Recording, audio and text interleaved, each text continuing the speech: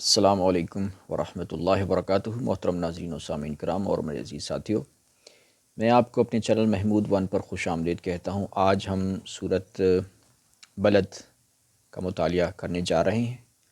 اس کو ہم اردو میں پڑھیں گے، اس کا ترجمہ اور سمجھنے کی بھی کوشش کریں گے۔ تو شروع کرتے ہیں۔ اعوذ باللہ من الشیطان الرجیم، بسم اللہ الرحمن الرحیم۔ لا اقسم بہذا البلد، نہیں میں اس شہر کی قسم کھاتا۔ یہ جو فرمایا لا، نہیں، یہ چونکہ مکی صورت ہے تو مکہ میں جس طرح کفار اور مشرکین جس طرح کی سازشیں کر رہے تھے اور اسلام کے بارے میں غلط منصوبے سوچ رہے تھے اور غلط خیالات رکھتے تھے اسلام کے بارے میں، تو ان کی نفی کی گئی ہے کہ لا، کہ جو کچھ وہ سوچتے ہیں، سمجھتے ہیں، کرنے کی کوشش کرتے ہیں، اسلام کو تباہ کرنا چاہتے ہیں، تو وہ اس میں کامیابی انہیں نہیں ملے گی۔ تو اللہ تعالیٰ شہر مکہ کی قسم کھاتا ہے، فرماتا ہے کہ نہیں میں اس شہر کی قسم کھاتا ہوں۔ وَأَنْتَ حِلٌّ بِهَذَا الْبَلَدِ، اور تو اس شہر میں رہنے والا ہے، یعنی نبی کریم صلی اللہ علیہ وسلم کے بارے میں فرمایا کہ تو اس شہر میں رہنے والا ہے۔ وَوَالِدٍ وَمَا وَلَدَ، اور جننے والے کی قسم اور اس کی جو اس نے جنا، یعنی باپ کی قسم اور بیٹے کی قسم، کیونکہ نسل انسانی کا جو سلسلہ ہے وہ حضرت آدم علیہ السلام سے شروع ہوا تھا، تو حضرت آدم علیہ السلام جو ہیں وہ تمام بنی و انسان کے منزلہ باپ کے ہیں، ٹھیک ہے۔ تو اور جو ساری بنی و انسان ہیں یہ ان کی اولاد ہے۔ تو اللہ تعالیٰ قسم کھاتا ہے کہ میں باپ کی قسم کھاتا ہوں اور اس کے بیٹے کی۔ لَقَدْ خَلَقْنَا الْإِنسَانَ فِي كَبَدٍ، بلا شبہ یقیناً ہم نے انسان کو بڑی مشقت میں پیدا کیا ہے۔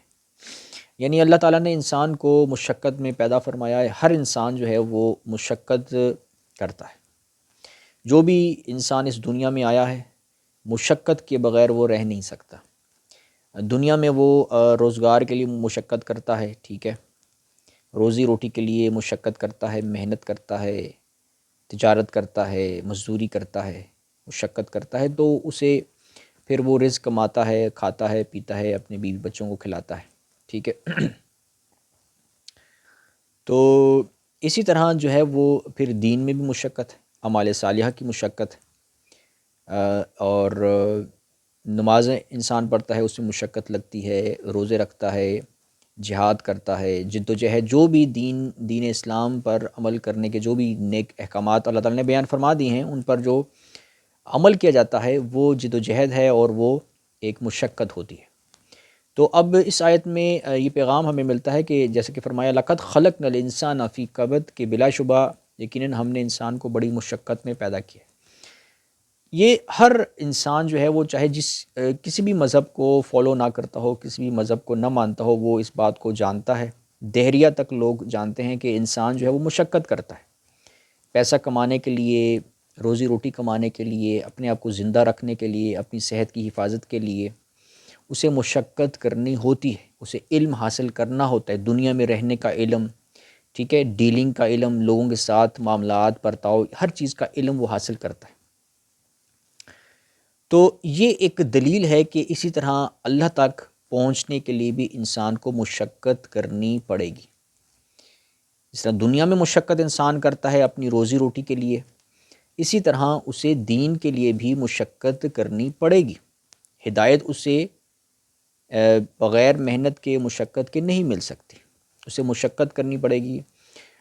ایک انسان جو مسلمان کے گھر میں بھی اگر پیدا ہوتا ہے تب بھی وہ ہدایت حاصل نہیں کر سکتا جب تک کہ وہ قرآن کو نہیں پڑھے گا، جب تک وہ قرآن پر تدبر نہیں کرے گا، قرآن کو سمجھے گا نہیں، اس کے مطابق عمل نہیں کرے گا، مشقت نہیں کرے گا، نمازیں نہیں پڑھے گا، خود کو پاک صاف بیرونی اور اندرونی طور پر نہیں بنائے گا، تو وہ ہدایت حاصل نہیں کر سکتا، ٹھیک ہے۔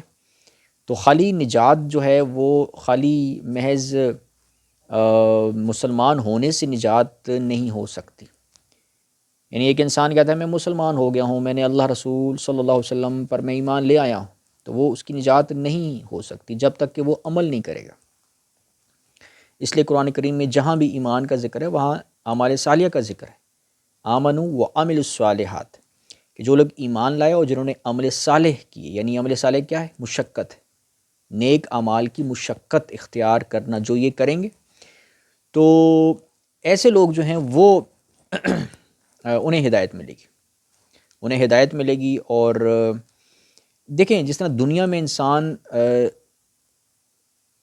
رزق کماتا ہے، اس کے لیے مشقت کرتا ہے، یہاں تک کہ جو مسلمان ہوتے ہیں انہیں بھی پتہ ہے کہ رزق تو اللہ تعالیٰ ہی دیتا ہے، دعائیں بھی وہ مانگتے ہیں اللہ تعالیٰ سے کہ یا اللہ ہمیں رزق عطا فرما، ورزقنی، لیکن اس کے باوجود وہ عملی تدبیر بھی اختیار کرتے ہیں۔ انہیں پتہ ہے کہ محض دعا کرنے سے کچھ نہیں ہوگا، جب تک ہم خود کوشش نہیں کریں گے، جب تک ہم مشقت نہیں، محنت نہیں کریں گے، محنت مزدوری نہیں کریں گے، تجارت نہیں کریں گے، روزگار نہیں کریں گے، تو ہم کہاں سے کمائیں گے؟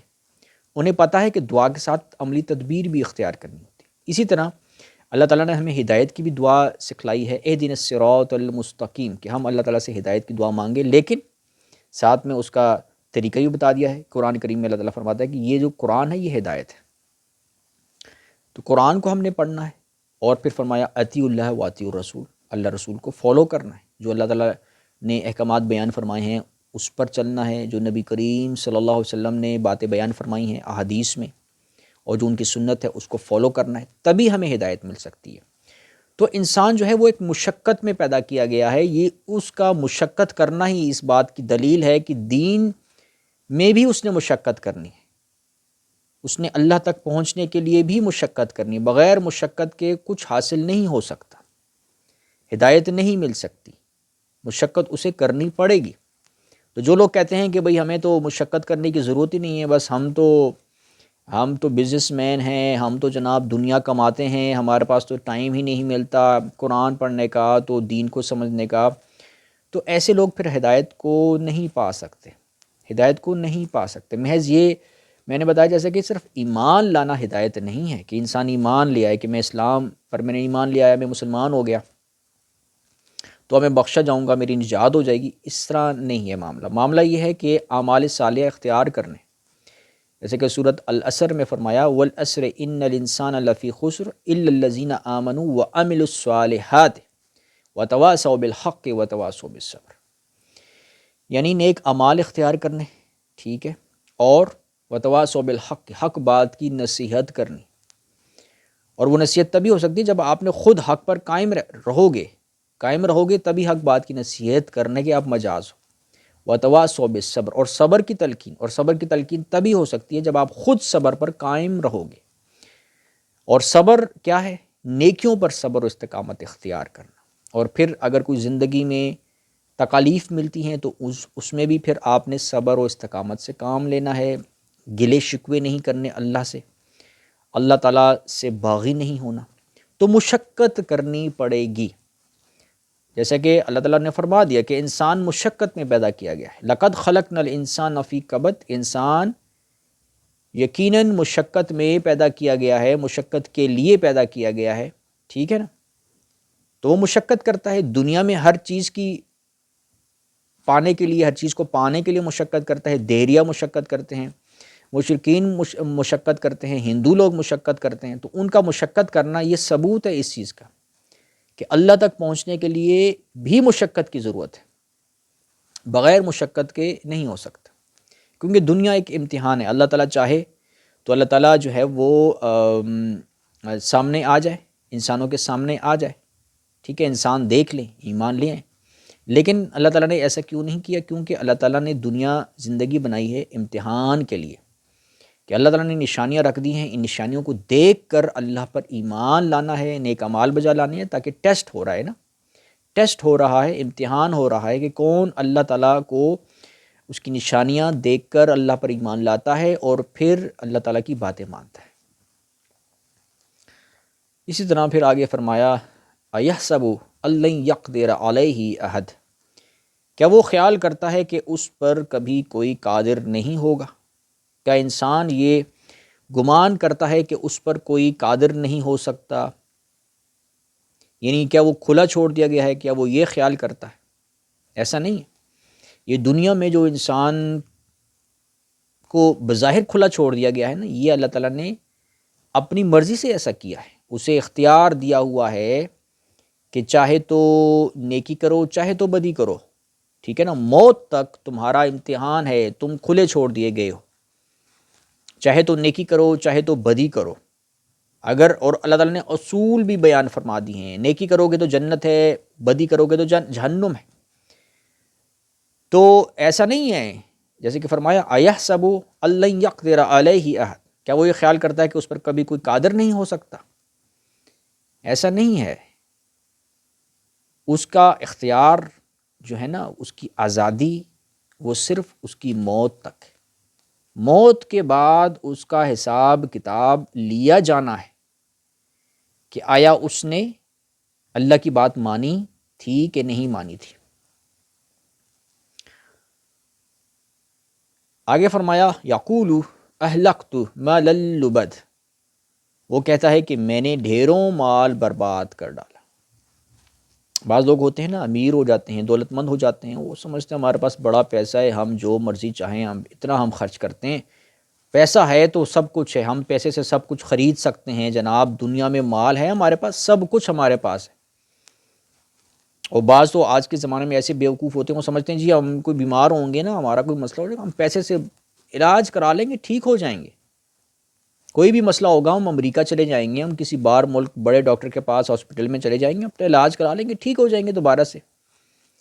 اور ہم پیسہ خرچ کرتے ہیں، ہر چیز ہم خرید سکتے ہیں، اپنا علاج بھی کروا لیں گے، ہم زندہ رہیں گے۔ وہ اس طرح کی جو ہے نا چھوٹی چھوٹی سوچیں سوچ رہے ہوتے ہیں اپنے حساب سے، اور پیسے پہ بڑا فخر کرتے ہیں، تکبر کرتے ہیں اپنی مالداری پہ، امیری پہ، حالانکہ یہ پیسہ کس نے دیا؟ اللہ نے دیا ہوا ہے۔ آگے فرمایا کہ ایحسب ان لم یرہ احد، کیا وہ خیال کرتا ہے کہ اسے کسی نے نہیں دیکھا؟ اللہ تعالیٰ دیگر آیات میں فرماتا ہے کہ اللہ تعالیٰ انسان کو دیکھتا ہے، وہ جو کچھ کرتا ہے، جو دماغ میں سوچتا ہے، جو دل میں اس کے گزرتا ہے، اللہ تعالیٰ جانتا ہے، دیکھتا ہے، جو وہ کر رہا ہوتا ہے اسے دیکھتا ہے۔ تو اللہ تعالیٰ کی نظروں سے کوئی انسان پوشیدہ نہیں ہے۔ تو انسان سمجھتا ہے میرے پاس بڑا پیسہ ہے، دولت ہے، میں اپنی مرضی کا مالک ہوں، میری زندگی میری مرضی، میرا جسم میری مرضی، ٹھیک ہے نا، اور مجھے کوئی دیکھنے والا نہیں ہے، کوئی مجھ پر نظر رکھنے والا نہیں ہے، میں آزاد ہوں، میں اپنا حکمران خود ہوں، میری مرضی، میں جو چاہوں مرضی کروں، ٹھیک ہے نا، گناہ کروں بدی کروں، جو عیش و عشرت عیاشی کروں، مجھے کوئی روکنے ٹوکنے والا نہیں ہے، میرے پاس پیسہ ہے، میں خود دولت مند اپنی مرضی کا مالک ہوں۔ وہ اگر یہ سمجھ رہے تو وہ بے وقوف ہے۔ اللہ فرماتا ہے کیا وہ یہ خیال کرتا ہے کہ اسے کسی نے دیکھا نہیں؟ اللہ تعالیٰ دیکھ رہا ہے، اور اللہ نے حساب لینا ہے مرنے کے بعد۔ الم نجعل لہ عینین، کیا ہم نے اس کے لیے دو آنکھیں نہیں بنائی؟ اللہ فرماتا ہے کہ ہم نے اس کے لیے دو آنکھیں نہیں بنائی، آنکھوں پر وہ غور نہیں کرتا۔ یہ اب اللہ تعالیٰ اپنی قدرت کی نشانی بتاتا ہے، بیان فرما رہا ہے کہ یہ ایک دلیل ہے، اس کو دیکھو، آنکھوں پر غور کرو، یہ اللہ تعالیٰ نے آنکھیں دی ہیں۔ آنکھیں کتنی بڑی نعمت ہیں، کتنی بڑی نعمت ہیں، یہ کوئی انسان آنکھیں نہیں بنا سکتا۔ تو انسان کو اللہ نے آنکھیں دی ہیں، تو کیا اللہ تعالیٰ دیکھ نہیں سکتا کسی کو؟ اللہ تعالیٰ تو یعنی انسان کو آنکھیں دی ہی اللہ تعالیٰ نے ہے، تو کیا اللہ تعالیٰ نہیں دیکھ سکتا کسی کو؟ اللہ تعالیٰ سب پر نظر رکھے ہوئے، اور اللہ نے ہی تمہیں آنکھیں دی ہیں کہ تم بھی دیکھو، دنیا کو، کائنات کو دیکھو، اور ان آنکھوں کا فائدہ یہ اٹھاؤ کہ اللہ تعالیٰ کی نشانیاں اس کائنات میں دیکھو، اور اس پر غور کرو اور سمجھو، تمہیں سمجھ آئے گی اگر تم غور کرو گے کہ یہ تو خود بخود اتنی منظم بہترین کائنات، بہترین انسان کا وجود، جانوروں کا وجود، یہ خود بخود نہیں بن سکتا، اس کا بنانے والا کوئی لازماً ہے۔ تو آنکھوں سے انسان دیکھے گا، پھر دماغ میں غور کرے گا تو اسے سمجھ آئے گی کہ یہ جو اللہ تعالیٰ نے پوری کائنات میں نشانیاں پھیلا رکھی ہیں، یہ سب اللہ تعالیٰ کی وجود کی نشانیاں ہیں، دلیل ہیں۔ آگے فرمایا وَلِسَانًا وَشَفَتَيْن، اور ایک زبان اور دو ہونٹ، کہ اللہ تعالیٰ نے نہیں دیے؟ زبان دی بولنے کے لیے، بولنے کے لیے زبان دی۔ یہ زبان اور بولنا جو انسان میں یہ جو صلاحیت اللہ تعالیٰ نے رکھی ہے، دو ہونٹ دیے ہیں، تو یہ بھی ایک بہترین اللہ تعالیٰ کی قدرت کا شاہکار ہے، بہترین نظام ہے اللہ تعالیٰ کا، اس پر بھی انسان غور کرے۔ اگر انسان کو اللہ تعالیٰ زبان نہ دیتا، وہ بول نہ سکتا، تو وہ کیسے دوسرے سے کمیونیکیٹ کر سکتا، اپنی بات پہنچا سکتا؟ کیسے یہ کائنات میں انسان آپس میں گفتگو کرتے، ایک دوسرے کو سمجھتے، باتیں کرتے؟ ٹھیک ہے نا؟ تو یہ اللہ تعالیٰ نے زبان بھی دی ہے، ہونٹ بھی دیے ہیں۔ وَهَدَيْنَاهُ النَّجْدَيْنِ، اور ہم نے اسے دو واضح راستے دکھا دیے۔ کون سے راستے؟ یعنی نیکی کا اور بدی کا، کہ یہ نیکی کا راستہ ہے، یہ بدی کا راستہ ہے، اختیار تمہارے پاس ہے موت تک، چاہے تو نیکی کرو اور جنت میں جاؤ، چاہے تو بدی کرو اور جہنم میں جاؤ، دونوں راستے اللہ تعالیٰ نے بتا دیے۔ فَلَقْتَحَمَ الْعَقَبَةَ، پھر بھی وہ مشکل گھاٹی میں نہ گھسا۔ جو مشکل گھاٹی ہے وہ کون سی؟ وہ اعمال صالحہ کی گھاٹی ہے۔ ظاہر مشقت میں اللہ تعالیٰ نے انسان کو پیدا کیا ہے نا، تو وہ جو مشقت والا جو کام ہے نا، اللہ تعالیٰ کی طرف جانے کے لیے جو مشقت اٹھانی پڑتی ہے، نیک اعمال اختیار کرنے پڑتے ہیں، نمازیں پڑھنی پڑتی ہیں، وضو کرنا پڑتا ہے، طہارت اختیار کرنی پڑتی ہے، نیک اعمال کا خیال رکھنا پڑتا ہے، وہ جو مشکل کام وہ اس نے نہیں کیا۔ ہاں، اپنے مطلب کے لیے دنیا طلبی کی، دنیا پرستی کی، کیونکہ اسے چاہیے، اسے عیش و عشرت چاہیے، اس کو مزے چاہیے، وہ چاہتا ہے میرا جسم میری مرضی، میری زندگی میری مرضی، میں اپنی ذات کا خود حکمران ہوں، مجھ پر کوئی حکم نہیں جما سکتا، تو وہ یہ سمجھتا ہے نا، تو وہ اپنے مطلب کے لیے تو اس نے بڑی مشقتیں کی، اپنے مطلب کے لیے، اور چونکہ اسے اللہ تعالیٰ کے رستے میں، اللہ تعالیٰ کے احکامات میں کوئی مطلب، کوئی مزہ نظر نہیں آیا، کوئی مفاد نظر نہیں آیا ظاہری طور پر دنیا میں، تو اس نے اسے چھوڑ دیا، اس مشکل گھاٹی پر وہ نہ چلا۔ وَمَا أَدْرَاكَ مَا الْعَقَبَةُ، اور تجھے کس چیز نے معلوم کروایا کہ وہ مشکل گھاٹی کیا، یعنی تجھے کیا پتا کہ وہ مشکل گھاٹی کیا ہے؟ وَمَا أَدْرَاكَ مَا الْعَقَبَةُ، اور تجھے کیا پتا کہ وہ مشکل گھاٹی کیا ہے؟ فَكُّ رَقَبَةٍ، وہ گردن چھڑانا ہے، یعنی کسی کو غلامی سے آزاد کرانا ہے، کسی کو غلامی سے آزاد کرانا ہے۔ تو غلامی سے نبی کریم صلی اللہ علیہ وسلم کے زمانے میں چونکہ غلاموں کا تصور تھا، غلامی کا رواج تھا، تو اس وقت یہ بہت بڑی سعادت کی بات اور نیکی سمجھی جاتی تھی کہ کسی غلام کو آزاد کرا دیا جائے، ٹھیک ہے۔ او اطعام فی یوم ذی مسغبہ، یا کسی بھوک والے دن میں، یعنی جب ایسا ہو کہ قحط پڑا ہو، یا مہنگائی بہت زیادہ ہو، یا لوگوں کے پاس پیسہ دولت نہ ہو نا، کھانے کے لیے کچھ نہ ہو، یا کسی بھوک والے دن میں کھانا کھلانا ہے، یعنی جس دن لوگ بھوکے ہوں، ان کے پاس پیسے نہ ہوں، قحط پڑا ہوا ہو، مہنگائی بہت زیادہ ہو، غریب لوگ ہوں، تو کسی بھوکے کو کھانا کھلانا، یا بھوکے لوگوں کو کھانا کھلانا، ان کی مدد کرنا، یہ بہت بڑی نیکی کا کام ہے۔ یہ اعمال صالحہ میں یہ اب باتیں آ رہی ہیں نا، غلام کو آزاد کرنا یہ اعمال صالحہ ہے، اور بھوک والے دن یعنی قحط والے دنوں میں بھوکے لوگوں کو کھانا کھلانا یہ اعمال صالحہ ہے۔ آگے فرمایا یتیمن ذا مقربہ، یا کسی قرابت والے یتیم کو، رشتہ دار یتیم کو کھانا کھلانا یہ بھی اعمال صالحہ میں، ٹھیک ہے۔ او مسکینن ذا متربہ، یا مٹی میں ملے ہوئے کسی مسکین کو، یعنی مسکین کو نا جو محتاج ہوتا ہے، جس کے پاس نوکری نہیں ہوتی، روزگار نہیں ہوتا، تجارت نہیں ہوتی، کسی وجہ کی بنا پر وہ محتاج ہوتا ہے، تو اس کو کھانا کھلانا، اس کی مدد امداد کرنا یہ بھی اعمال صالحہ ہے۔ ثم كان من الذين آمنوا وتواصوا بالصبر وتواصوا بالمرحمہ، پھر یہ کہ وہ ان لوگوں میں سے جو ایمان لائے اور جنہوں نے ایک دوسرے کو صبر کی وصیت کی، صبر کی نصیحت کی، وصیت کی، اور وہ تبھی ہے جب خود صبر پر قائم ہوں گے، کیونکہ اسلام میں یہ ہے کہ ایسا حکم آپ نہیں دے سکتے کہ جس پر آپ خود عمل نہیں کر رہے۔ یہ اللہ تعالیٰ کی نظر میں بہت بری بات ہے کہ جو نصیحت تو آپ کر رہے ہو، خود آپ اس پر عمل نہیں کر رہے۔ تو جب اللہ تعالیٰ فرماتا ہے کہ وہ ایک دوسرے کو صبر کی وصیت نصیحت کرتے ہیں، تو مطلب یہ پہلے خود صبر پر قائم ہوتے ہیں، اور ایک دوسرے کو رحم کرنے کی وصیت کرتے ہیں، یعنی آپس میں ایک دوسرے کے ساتھ پیار محبت شفقت کا سلوک کرنے کی وہ نصیحت کرتے ہیں، خود بھی اس پر قائم ہوتے ہیں۔ تو یہ تمام اعمال صالحہ ہیں۔ تو یہ اللہ تعالیٰ نے چند مثالیں بیان فرمائیں کہ یہ مشکل گھاٹی ہے، مشکل گھاٹی جو دیکھیں جو دنیا پرست ہوتا ہے، جو دنیا پرست ہوتا ہے وہ مشکل گھاٹی میں اعمال صالحہ کے جو مشکل گھاٹی ہے اس میں داخل نہیں ہونا چاہتا، وہ اس میں داخل نہیں ہونا چاہتا۔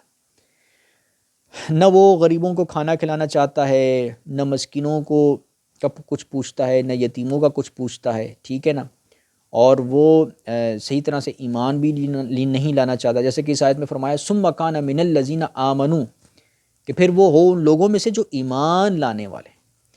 اب ایمان لانے، صرف ایمان لانا تو نجات نہیں دے گا، اعمال صالحہ اس کے ساتھ شرط ہے، جیسے کہ دیگر آیات میں اللہ تعالیٰ نے بیان فرمایا ہوا ہے۔ تو یہاں پر ایمان لانے سے مراد ہے کہ جو حقیقی معنوں میں ایمان لاتا ہے، جس کے ساتھ اعمال صالحہ بھی وہ کرتا ہے، جیسے کہ اس کی مثالیں اللہ تعالیٰ نے اس صورت میں بیان فرما دی۔ وتواصوا بالصبر، اور صبر کی نصیحت کرتا ہے، یعنی صبر پر قائم بھی ہوتا ہے اور پھر اس کی نصیحت کرتا ہے۔ تو صبر کیا ہے؟ نیک اعمال پر صبر کرنا، اس پر قائم رہنا، یہ ہے صبر۔ وتواصوا بالمرحمہ، اور ایک دوسرے کو رحم کرنے کی، شفقت کرنے کی نصیحت کرتا ہے، اچھا سلوک کرنے کی نصیحت کرتا ہے۔ اولئک اصحاب المیمنہ، یہی لوگ دائیں ہاتھ والے ہیں۔ والذین کفروا بآیاتنا ہم اصحاب المشأمہ، اور جن لوگوں نے ہماری آیات کا انکار کیا وہ بائیں ہاتھ والے ہیں۔ علیہم نار مؤصدہ، ان پر ہر طرف سے آگ بند کی ہوئی ہوگی۔ کن لوگوں پر آگ بند کی ہوئی ہوگی؟ جن لوگوں نے ہماری آیات کا انکار کیا۔ والذین کفروا بآیاتنا، آیات کون سی ہیں؟ اللہ تعالیٰ کی نشانیاں کون سی ہیں؟ اللہ تعالیٰ کی نشانیاں ہیں جو اللہ تعالیٰ کے احکامات ہیں، قرآن شریف میں بیان ہوئے ہیں، اور اس میں اللہ تعالیٰ نے قرآن شریف میں یہ بھی بیان فرمایا ہے کہ جو کائنات میں یہ جو اللہ تعالیٰ کی قدرت ہے، کائنات کی چیزیں ہیں، زمین و آسمان، سورج چاند ستارے، بارش، زمین میں پیدا ہونے والا رزق، انسان جانور، یہ سب اللہ تعالیٰ کی آیات ہیں، نشانیاں ہیں۔ ان کو دیکھو، غور کرو اور سمجھو اس بات کو کہ یہ کائنات، یہ چیزیں، یہ انسان، یہ جانور، یہ رزق خود بخود پیدا نہیں ہو سکتا، اس کو بنانے والا اللہ تعالیٰ ہے۔ تو جو ان نشانیوں کا انکار کرے گا، جب کہ اللہ تعالیٰ نے اسے آنکھیں بھی دیں، عقل بھی دی، دماغ، دل، سب کچھ دیا تاکہ غور کر سکے، اس نے غور نہیں کیا تو پھر وہ پوچھا جائے گا، اس نے گویا کفر کیا، اس نے گویا کفر کیا۔ تو ایسے لوگ کہاں جائیں گے؟ پھر وہ جہنم میں جائیں گے، ان کے لیے سزا ہے۔ وآخر دعوانا ان الحمد للہ رب العالمین۔